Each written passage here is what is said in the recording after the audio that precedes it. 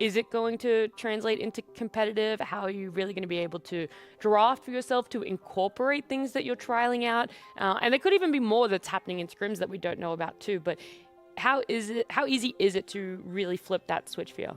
I mean, I think it really depends. One is going to be what position you pick your hero in the game. I think for supports, I think it's pretty easy because you're first phasing it every single game, so you're very comfortable in any situation. But if you're just like last picking some niche hero every single game, it's not going to be as good for you because then they're just going to ban it out in the game and you're not going to get that perfect type of scenario. So it's definitely still useful. Getting MMR is very good. It does show you that you're a high skill player. You know what it takes to win a game, but it really does come down to, are you playing one or two heroes that's going to get banned out and you don't have an additional hero on top of that? Because there's a massive difference right now between playing pubs and competitive. There's like so many bans. You can ban 4 heroes now if you're like on second pick now, and then all of a sudden you don't have enough heroes. So, and that's not the case in ranked right now because you get the ban system's just completely different. Your hero's almost always available. Yeah, very true. Let's flip it over a little bit. I know that we've got Talon on our screens here, but Tundra right there.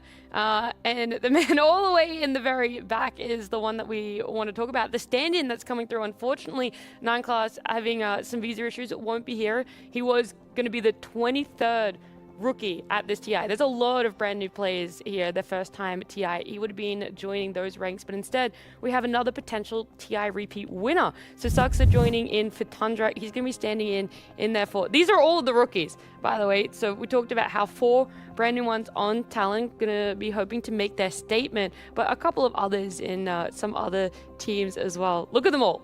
We had to do multiple graphics. That's how many TI rookies there are. Well, which is always good news, you know, for the viewers. New faces to watch at TI. Yeah, new personalities you could hopefully fall in love with. Okay. And when you have a young team, they're all like inexperienced. The coach tells them this, that everybody's going to do that, you know. So it's easier to make the team gel together. So it takes less time. I think the Whiteon factor here, though, is something we have to consider because I would say that this guy has the most impact for the least main character type of playstyle in Dota that exists. The guy plays only sacrificial supports. He always gets his core good farm. He always wins all the lanes. You're never like, oh my god, what a performance from Whiteon. But then if you could somehow measure the impact in the game, like he would have the highest impact. He's also very good at playing the initiating roles, like clockwork. Like some of the position 5 players, you see them, they're really good at farming, you know, like snaking, he likes to farm. But some players, they are always constantly looking for an angle to initiate, and Whiteon's one of them, you know, and not every single position 5 player plays like that. Yeah, I think he's someone that's been present quite a lot. He's found his way on numerous tier 1 teams as well. I know that he was a big shining light, I would want to say, for supports in SEA, and then he had that brief moment over in NA.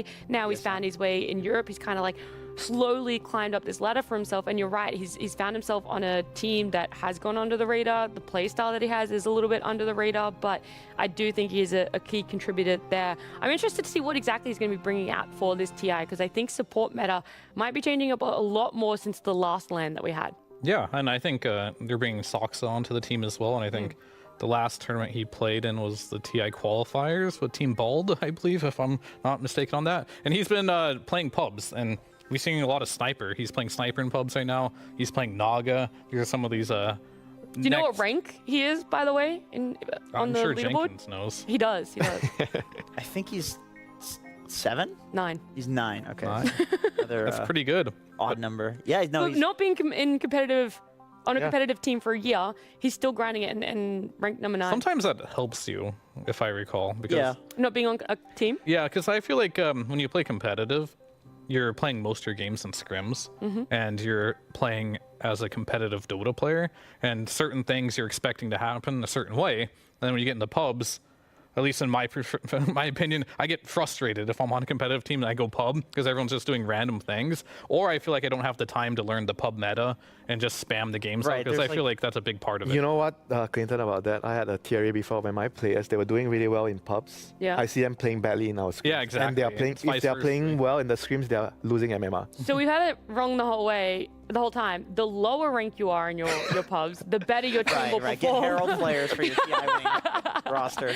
there's a very fine line. Of course. Like, It's yeah, a you have to seesaw, be. it's a balancing I act. feel like the really good players, they can do both, right? But I feel like if you want to really boost your MMR, you kind of just step away from the competitive scene for a little bit, and you can help do that. But you still have to be a really good player to be top 9 in Europe matchmaking.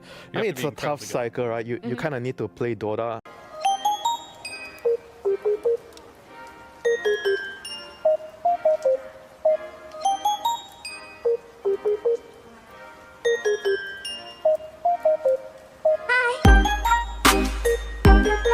Hi.